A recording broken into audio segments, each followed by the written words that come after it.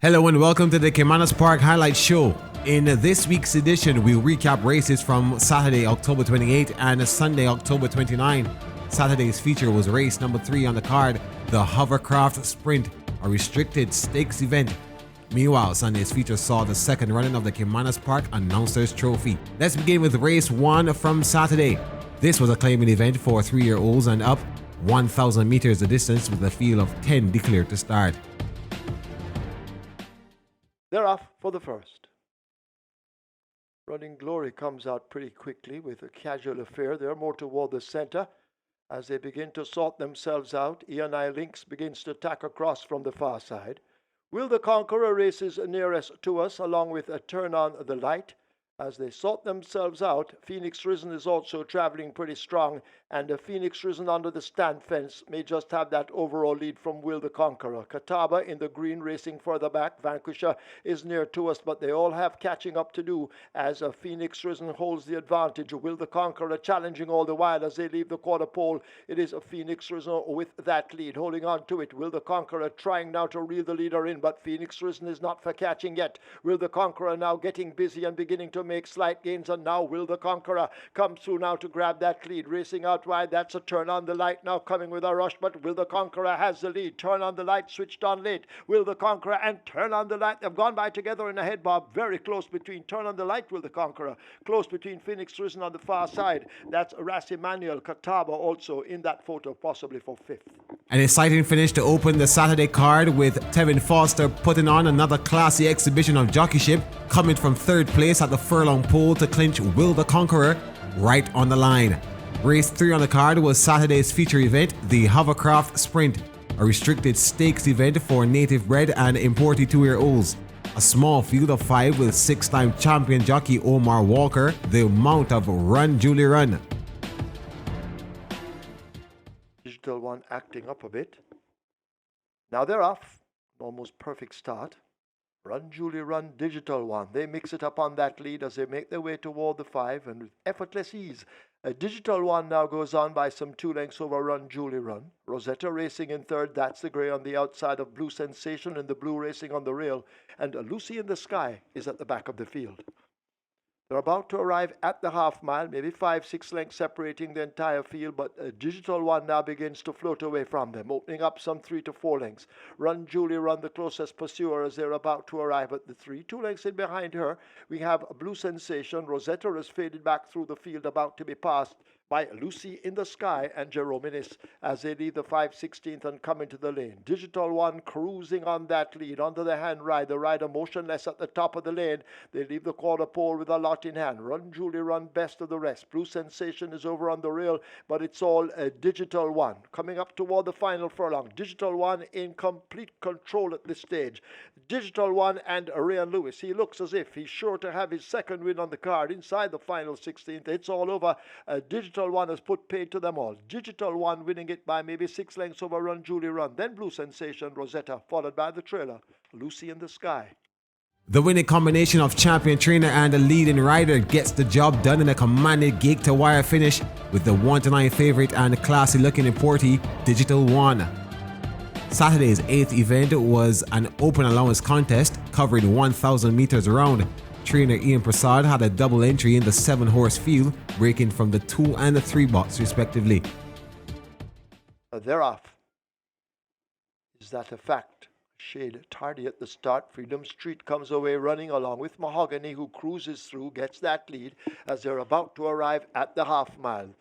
The top weight Mahogany out in front. There goes Jordan Rains now chasing. Freedom Street is there. Generational just in behind them. Is that a fact? Is on the outside, hidden from view, and has made stealthy progress as they go flashing past the 3.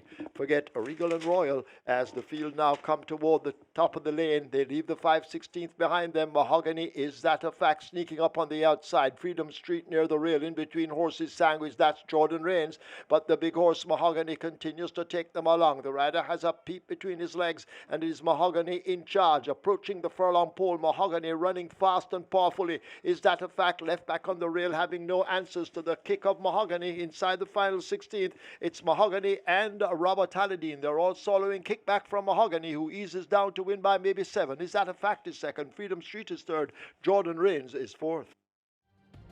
The 1-5 favorite Mahogany makes light work of the competition and gives the returning jockey Robert Halladine, who is fresh off his brief riding stint overseas, a well-needed win.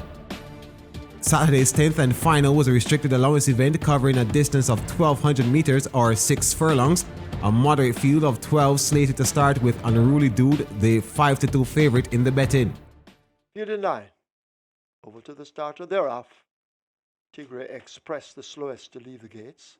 Unruly Dude and Shrewsbury Norm, they jostle early as they head down the backstretch, and Shrewsbury Norm now comes away with a 2-length lead. It's held over on Unruly Dude, they leave the 5. Prissy in the blue races in third, further back, possibly 6 off that lead. Jupiter Man and Tigre Express and a Rum Puncher in close proximity of each other. Great Trick and Ava Jail in race next. Then comes Traditional Lady, and at the back of the field, that's Print Quality, and the Exodus now overtaking Print Quality. About to arrive at the final 3/8 of a mile. Shrewsbury Norm the Grey continues to scamper along with that lead. Unruly Dude chasing, needing to find a length and 3 parts. Prissy is on the rail. There goes Tigre Express. Jupiter Man out wide. Over in the green, that's a Great Trick, but Shrewsbury Norm maintains the lead at the top of the lane. A quarter of a mile to catch the grey Shrewsbury Norm. Unruly Dude unleashed on the outside. Prissy now beginning to close up down against the rail, but Shrewsbury Norm is full of pluck and continues the fight inside. The final furlong, Shrewsbury Norm the grey continues to hold them up. Prissy now coming with a late surge on the rail. Shrewsbury Norm under pressure and running on fumes. Prissy comes diving toward the line. It's close between Shrewsbury Norm and Prissy. Then Unruly Dude, Traditional Lady, Great Trick is 5th. A thrilling finish down to the wire by jockey Paul Francis aboard the outsider Shrewsbury Norm, upsetting the apple carts at odds of 23-1, edging Prissy at the line by just a short head. It's now time for a break on the Caymanas Park Highlight Show. When we return, we'll recap races from Sunday, October 29.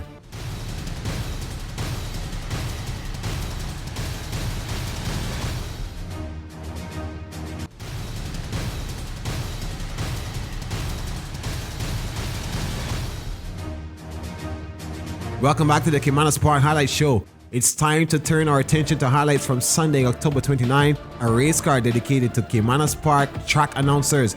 We pick up at race 2. This was the Anthony Tyson, a maiden special weight event for native bred 2-year-olds and up. Fast and Furious Links, conditioned by champion trainer Jason DaCosta, was the 1-5 favorite with jockey Robert Halladine in the saddle. They're off and racing. Breaking in the middle, that's Come Home to Me, right on the far side prominent. That is Fast and Furious Links. Also there, that's Simaya, and left out of it, it's Bancroft. As they make their way toward the 3 furlong point, passing the 3, and it is Fast and Furious Link, Come Home to Me. These are the one. Also there, that's Simaya traveling well, and left out of it, it's Bancroft. They're at the 2 furlong point in the Anthony Tyson Trophy, and it is Fast and Furious Links along with Come Home to Me. These are the 2 that will decide it. Left back a bit, that's Simaya, and Bancroft has never been in it. They're coming to the furlong pole, and Come Home to Me now points on Fast and Furious Link, and Come Home to Me will come home a winner today in the Anthony Tyson Trophy. Come Home to Me coasting in for an effortless win. Come Home to Me by about 6. Fast and Furious Link did well for second. Imai is third, and Bancroft completes a free.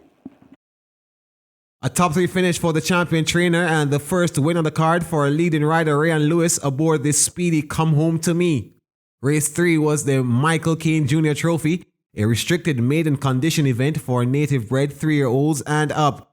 Champion jockey Dane Dawkins was aboard the favorite, Atomic Energy, sent off at odds of 4-5. Field in 9 for the Michael Caine. 5 furlongs straight, they're off. Xylophonic Steel and Uncle Sil break smartly over toward the far side.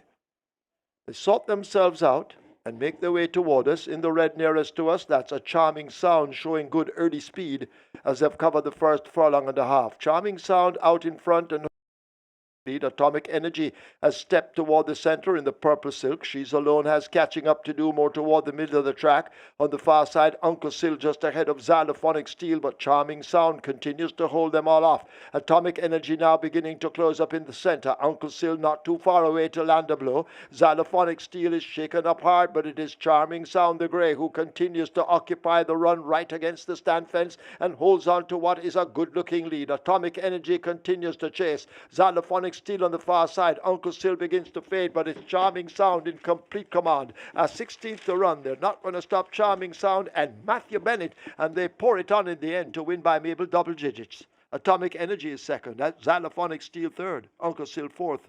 Tequila Flight is fifth. Tesson Chung's Charming Beauty takes Sunday's third event with jockey Matthew Bennett clocking 1 minute, 1 4/5 of a second over the 1,000 meter straight course. The day's seventh was for the veteran and ace track announcer, the Brian Rickman Trophy. This was a restricted stakes event going 1,100 meters or 5.5 furlongs with a field of 9 declared to start. Dr. Timmel is ready. They're off and racing. Marginally missing it. That's Uncaptured Empress, Box, and Major Danger. Going into an early lead as expected. That's Desert of Malibu, being chased by Joyce Golden, racing in second. Right against the rail, that's Digital Light as they pass the 4. Coming on the outside, that is Acknowledge Me. So Acknowledge Me goes down into third. Also coming on that as they come towards the 3 furlong point. Desert of Malibu in front and looks to be in charge, about 4 lengths in front of Joyce Golden, hustled up for more. Then comes Acknowledge Me. Behind Acknowledge Me on the rail, that's Major Danger. Uncaptured Empress is also coming on too. That's Milas, but Desert of Malibu is still in front and traveling well, trying to keep this unbeaten streak intact. It's Desert of Malibu not looking to be in any danger at the moment. They're all chasing for places. Desert of Malibu begins to pull away from these, and I'm sure we're seeing double digits, that is. Desert of Malibu in the Brian Rickman OD Trophy, winning for fun. Second, that's Acknowledge Me. Uncaptured Empress could be third, got tied for fourth.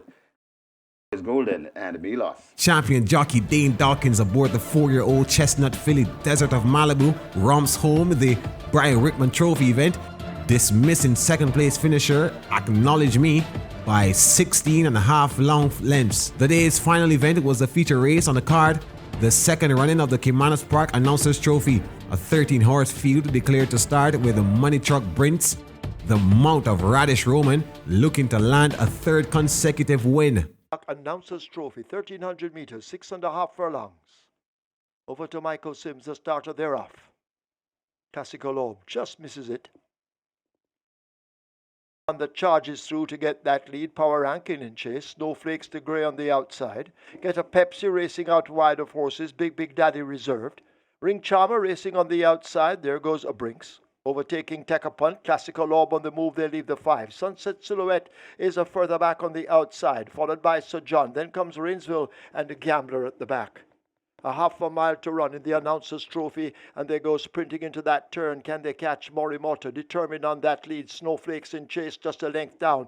2.5 or 3 lengths back to Power Ranking. Get a Pepsi now asked to charge up as they slip past the 3/8 pole. Ring Charmer making some progress on the outside. Big Daddy in between horses. Brinks has a lot to do along with Sunset Silhouette and the rest, but the field come thundering into the top of the lane in the Announcers Trophy. Can they catch this Morimoto? He's determined and asked to open up. The rider opens the throttle and Morimoto is a clear leader on the run to the furlong pole. Power Ranking is over against the rail. Snowflakes is on the outside. Get a Pepsi in between horses and Sunset Silhouette coming at them wide, but it is a Morimoto out in front inside the final 16th. Morimoto and terrific Tevin Foster. They're beginning to tire. Can Morimoto hang on? Here is Tekapunt flying on the outside with Rainsville. It's close between Tekapunt, Rainsville, Morimoto, then Sunset Silhouette and Get a Pepsi.